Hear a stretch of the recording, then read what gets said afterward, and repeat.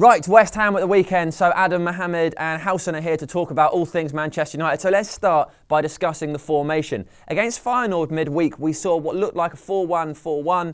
Do we think that's a way forward? Did that get the best out of Mkhitaryan? Is that the future of Manchester United under Mourinho? We've discussed the 4-3-3, the 4-2-3-1. Housen, weigh in. Formations. I couldn't tell what the formation was last night from the Stretford end. It was very fluid in the final third, which is something that we've really lacked. And I was really impressed with seeing that. I've always thought a three-man midfield is going to get the best out of Paul Pogba, especially when that three-man midfield's Herrera and Carrick alongside Paul Pogba. And I think that's the formation that I'd like to see us go to. Mourinho started the year off with a 4-2-3-1 formation, but he quickly evolved that when he needed to. And that's another thing that's impressing me about Mourinho. He's not married to one system. He's not married to one formation. He's looking and probing and experimenting and evolving what he's seeing on the pitch. And that's really positive. Thought Mkhitaryan made such a huge difference last night that he's going to have to find a way to fit him in. Whether that's 4-1-4-1. We might see that away from home, I think. But 4-3-3, if I was to say we can only play one formation to the end of the season, I think 4-3-3 is the most flexible and powerful out of all of those for us. Okay, Mohammed, weigh in. What did you think about the 4-1-4-1? And if we were going to stick with something for the season, what would you do? I like the 4-1-4-1. It's a solid base. It provides. I mean, essentially, you get Michael Carrick, and he's the conductor of operations. The problem is, of course, if Michael Carrick isn't there, and Herrera can play deep line midfield, but you couldn't put him as the one in a 4-1-4-1 and have the same effect. And even with the 4-1-4-1, you saw the few times Feyenoord actually managed to get their press organised and get at Carrick, they created some chances, or half chances anyway. So the problem with the formation is it basically isolates Carrick and Pogba in the middle of the park, which, if a team is organised and pressing and really at United, is not necessarily going to work. I think it's a very good formation against weaker teams because you can essentially play Ander or Carrick as a holding midfielder and then just have four attacking players ahead of them and they can go forward. But against better sides, I still think you're going to need the 4-3-3. You're going to need the two holding guys behind Pogba, and you're going to need a lot of solidity. The question is, Mkhitaryan was absolutely sensational last night in a hybrid left wing number 10 role. The question is now, can he do that in a hybrid right wing number 10 role? Because United would need to play 4-3-3 at some point this season, and you need him to be able to do that, so you don't have to constantly drop him and lose that magic touch from the side, because he was sensational. Okay, Adam, do you think the formation is more important than the players on the pitch, or do you think the formation is changing to adapt to those players? Well, I was just going to say, actually, I do think there can be a bit too much run into formation. I think it's important to know how you're setting your team out. And, I think that 4-1-4-1, where you've got a much more fluid attack, as Mohammed said, works against the slightly smaller sides. And even a 4-2-3-1 that Mourinho uses a lot has to be done in the right way against the slightly better sides. And you need properly defensive midfielders or proper holding midfielders in those roles. But I think when you're playing a side like we did last night, or against Feyenoord, I think it has to be a much more fluid attack. The only area, and I think that's where again Mohammed touched on it, is that right wing spot. And that balance out on the right, because Mata will always drift in, and I think there's nothing wrong with having your players out wide drifting in. But we do just lack that little bit of balance out on the right hand side. And as good a job as Valencia is doing, and has done all season, he's been magnificent. I think it's just him. It's essentially him on the right wing, both offensively and defensively. So I think at the moment it's a case of trying to find a formation that fits the players that are in form. And Mkhitaryan's one of those. Mata, Herrera, Pogba and Carrick are all those players for me at the moment. And if you can find a system that works for those players, then I think you're getting close to where United need to be. Okay, well, what would you do for West Ham? What would be your starting 11, Adam? Well, that's pretty tough. That's the hard thing now. I think the back five, if I'm honest, I think speaks for itself at the moment. I think you've got De Gea at the back, Valencia at right back, Jones, Blint, and then Shaw at left back. I mean, we were talking off air about Shaw and the fact that he's not necessarily played that well since he's come back in, but I still think he's the left back. He's the guy that we need to make sure gets a run of games, builds his confidence back up, builds his fitness back up. And so I think that back four at the moment, given the injuries that we've got, speaks for itself. I think when you then get into the forward areas, I think it gets a little bit tough because we've got a big run of games now. And as much as I'd like to see Carrick, and I'm gonna put him in this side as a guy that I think will play at weekend, I think we're getting to the stage where we are going to have to start rotating in that position. But I'd stick with that three-man midfield that we've seen over the past couple of games in Carrick, Herrera and Pogba. And then for me, I don't know what he's going to choose, and we're getting to Fergie's era almost in having a plethora of players up top that you can choose from. But I'd have Rashford out on the right, I'd have Mkhitaryan out on the left, and then I'd have I'm going to say Ibra up top, but it's tough. It's tough to pick out who's going to be in that side at weekend. Okay, Mohammed, what would you do? I would do a bit of rotating actually, because there's West Ham in the League Cup 3 days afterwards. So what I would do is I would actually keep Sergio Romero in goal. I think David De Gea has been utterly garbage this season, and he needs to kick out the backside. And I think that would do it. Being dropped for a league game, I would keep Romero in goal. Made an amazing save to keep the scores level. And then I would have right back still Valencia. You can't argue with that man. Been brilliant all season. Keep Phil Jones at centre of defence. He's fit and he's playing well. Why not? Keep riding this train until he gets injured inevitably, which will happen in like 3 games' time. In the centre back, I bring Rojo back into defence, and I put Blind at left back, and I'd rest Luke Shaw because there's a League Cup game in 3 days. Luke Shaw is not a fully fit guy. He has trouble with his fitness. Don't put him through 2 games in 3 days, or 2 games in 3 days, and risk injuring him again. Give him a week off, let him come back for the League Cup tie, fully fit, and then build his fitness up slowly. And Blind can play left back, we know this anyway. So you put Blind at left back, or you can put Darmian, but I'm going to stick with Blind because I just really like David Blind. I think he's really good. In midfield, I play the same basic shape, and Herrera comes in for Michael Carrick. I think you can't play Carrick 3 times in 1 week. That's just suicide. Pogba obviously starts. And then I would stick with the front 4, as it were. I would stick with them. I'd just leave them all where they were. No. Zlatan starts.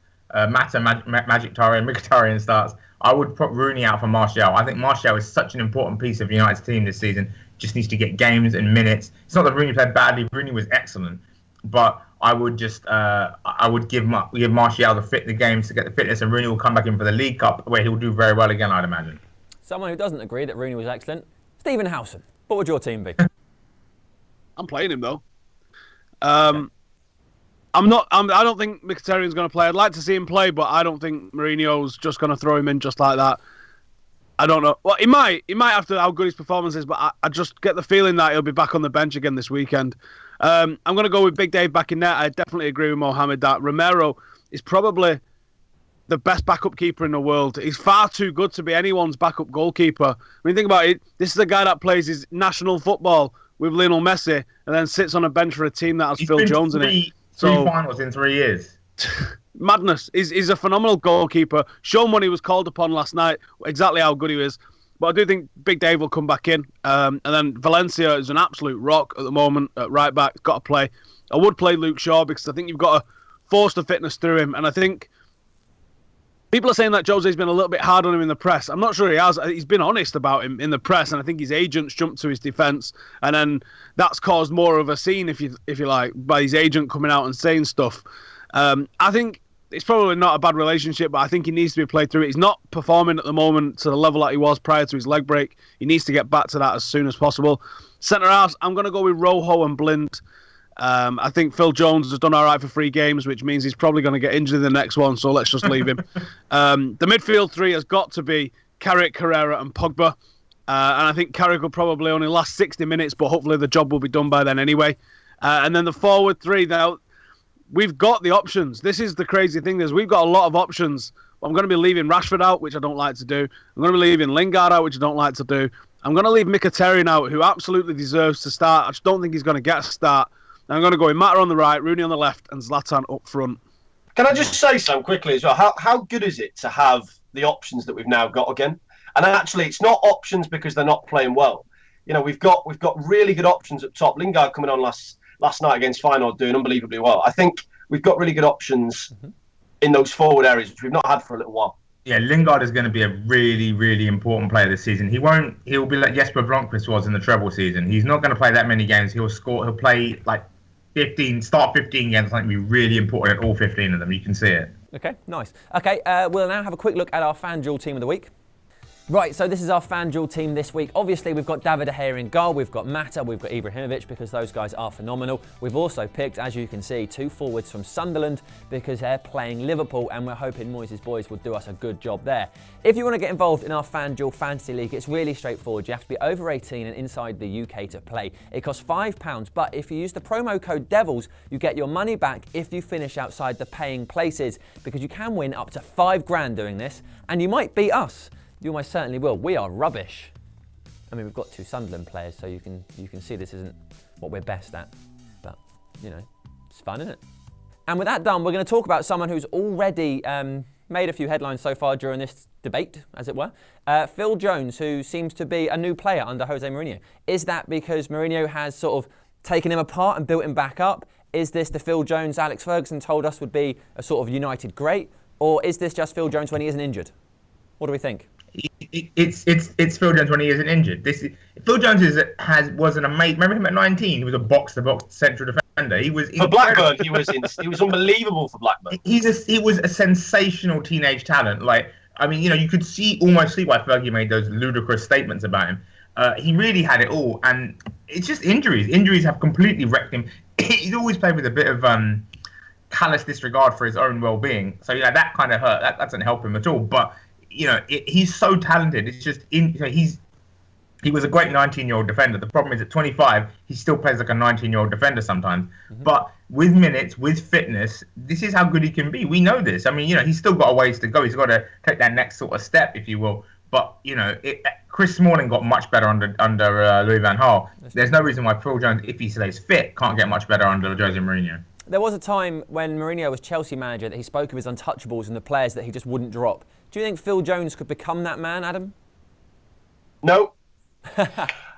I think the thing with Phil Jones, I don't think he's ever going to be, with the way that he's progressed, an undroppable figure in that United back four. However, I think Fergie leaving came at a really bad time for him. You know, he joined the club. He started to play, you know, relatively well. He was inside, you know, in alongside some really good centre backs. And then I think that Fergie leaving and the exodus and the mass exodus of experience at the same time just didn't help him at all. And I think he's still got that ability. He's still someone that you think, if he can get himself properly fit and if he can make sure that he's consistent, he's an excellent Premier League centre-back. The problem is I've never got that confidence in him anymore. And I'm always watching a game thinking there will be one mistake at some point. And there wasn't last night, in fairness to him. But there's always that feeling that it will be at some stage. And that's not what you want for a centre-back. Blint's made a number of mistakes this season. And yet I still don't expect that he will make a mistake. You know, and I think that kind of view of a player never doesn't leave you very easily. And if he gets a good run, and he's got that opportunity at the minute, then he could be a bit of a rock at the back, but he will never, in my opinion, be undroppable. Yeah, I mean Jones has got basically till the end of February, right? Because Bailey's out injured, then as soon as he comes back, he's going to go to the African Cup of Nations, right? So Jones has basically got to the end of February to state his case. Because once Bailey gets back, I mean, we know Bailey is an amazing defender, right? And Jones is sort of like in that same mode, the aggressive, dominant central defender. So Jones has to the end of February to really state his case to stay at United. I mean, if he can stay fit until then, I think he'll make a very good case, and I think it will lead to Chris Smalling leaving, basically. Wow. Howson, weigh in on this. In the last season, when Phil Jones was coming back from his injury, he was playing in the under-21 side. And if you'd have told me that one of those central defenders was compared to Duncan Edwards and was an England international and we'd paid X amount of million for him as a teenager, I'd have said it was Roshan Williams, because he was absolutely schooling Phil Jones. He was mopping up after Phil Jones's mistakes. Phil Jones was almost looking around for inspiration for the teenagers that was alongside him. He looked lost. I think he's a player that needs a leader alongside him. I think he's a player that needs talking to constantly. Maybe that's what Daley Blind does. Maybe that's why he's looked so assured this season, because he's got the confidence of those around him. I can't imagine Tony Valencia is much of a talker. He's more of a check this out rather than telling you what to do. But I think he's a soldier, isn't he, Valencia? That's what he is. Ability-wise, he did have it. At 17, he looked fantastic, Phil Jones. At 18, he looked fantastic. He can do a very specific job. I don't think he's a very intelligent footballer, though. And I think you've got to be an intelligent footballer in the sort of systems that we're playing at the moment. We play a very, very, very, very, very advanced defensive line, which means that you're liable to get caught out if you don't concentrate him for the whole 90 minutes. And like Adam said, there's mistakes in him. I'm certain of it every single game. if he started against Arsenal fantastically, but he faded, and that could be down to match fitness. But the mistakes did come in at the end of the Arsenal game. I don't think mistakes came in against Feyenoord because we was that dominant in that game, that the midfield completely ran that game, that the defence had very little to do, and what they did do, they coped with it very well. Okay. Will it be an undroppable? I think that's absolutely mental to suggest, to be honest. Fortunately, nobody has suggested it. It was just a question. You can comment. You suggested it, Sam. It was a question, mate. I'm just asking questions. I'm not suggesting Manchester anything. United, great again. It's a question. Brilliant. Right, let's talk about West Ham. Any concerns, any fears, any worries? Mohamed. Dimitri Payet, basically. I mean, there's always the worry that West Ham are just going to, they'll suddenly realise, oh yeah, we're West Ham, we're actually a good football team, and they'll just rediscover the glory of last season. But they're not, they're kind of, I mean, if you can take care of Payet and Mikel Antonio, you basically take care of West Ham, don't you, really? There's two guys you have to pay attention to. Pay attention to them, you're sorted, really. It'll be, unless United fail to take their chances, it should be an easy win, but of course it could be just like Burnley, just like Stoke, just like Zordia, where United don't take their chances and end up only either getting a 0-0 or only just scraping a 1-0. So, if United take their chances and are clinical, it should be a pretty easy home win, but got to take those chances. Okay, Adam, what do you think? No, I think Payet and Antonio are the two. And I think from a physical point of view, West Ham are going to be much more of a challenge than we've seen recently. We saw what Giroud did with one opportunity, and Antonio, talk about headers of a ball, has got exactly the same quality. So I think we just need to make sure we cut out those few opportunities for West Ham in terms of looped, hopeful crosses, and make sure that Antonio is covered. But other than that, United should be on top in games like this. They've struggled, West Ham, in the past few games, particularly at maintaining even a lead or maintaining possession for too long. So I think if we're on top and we control the games like we have against Arsenal, like we have against Feyenoord, like we did against Swansea, then it should be a comfortable victory. But as we've seen with teams when they come to Old Trafford, they suddenly put up a brick wall and fail to let us score, which is a shame. Okay, Howson, do we need a game plan to stop the likes of Payet and Antonio, or do we just take the game to West Ham and let them worry about us? You've got to take the game to them, especially at Old Trafford. Look at Arsenal. If you'd have thought about it prior to Arsenal, you'd been like, oh, Ozil's going to do this, Sanchez is going to do that, Ramsey's going to do this. But no, Manchester United dominated that midfield and was very, very, very unfortunate not to pick the 3 points up. And I think West Ham's a similar thing. They've got a decent midfield with the likes of Payet and Antonio, but I think they're a bit toothless. If Zaza's playing up front, you've got absolutely nothing to worry about. If Andy Carroll's playing up front, you might have something to worry about, but we don't know what the situation is with his injuries. So Andy Carroll might play, Andy Carroll might not play. If he does play, then they're way more of a threat and they've got way more of a focus to their front line. If he's not playing, then they're really poor, in all honesty, and I think they can definitely be got at. The league table doesn't really lie, and they're so far off what they set as a standard last year that it's not even funny. I think we've got more to worry about the absolute muppets in the West Ham fan base who've not seemed to be able to behave in any place that they've gone to this season, whether it's been at home or away. I think we're going to have more aggro on fan cams because of them idiots than we are on the pitch with the team. Grow up, guys. Howson told you. Stop behaving like children. There's no need for it, West Ham away fans watching this. Absolute muppets. You're muppets. Who wears Stone Island in 2016? Just a quick one as well, Sam. I think Stephen Reid being injured is a big bonus. Got that late second yellow, was it, or a straight red? I can't remember. Anyway, he's suspended, to put it that way. And I think if Zlatan does play, he didn't have a great game against Feyenoord, but if he does play, there's no reason that he shouldn't be able to bully that back four. Nice, Sweeney. A great late addition. Now, score predictions. Go, Adam. 2-0. Mohamed. United. 3-0 United. Howson. I was going to say 2-0 and he said it. I was going to say, I'll switch it up to 3-0 and he said it. Fucking hell. 3-1 United. I'll go 4-0. We'll do that again. Why not? Okay, guys, let us know what you thought about Phil Jones, about formations. Get that all in the comments below. Have a nice weekend, I guess. Do nice things. Enjoy the game.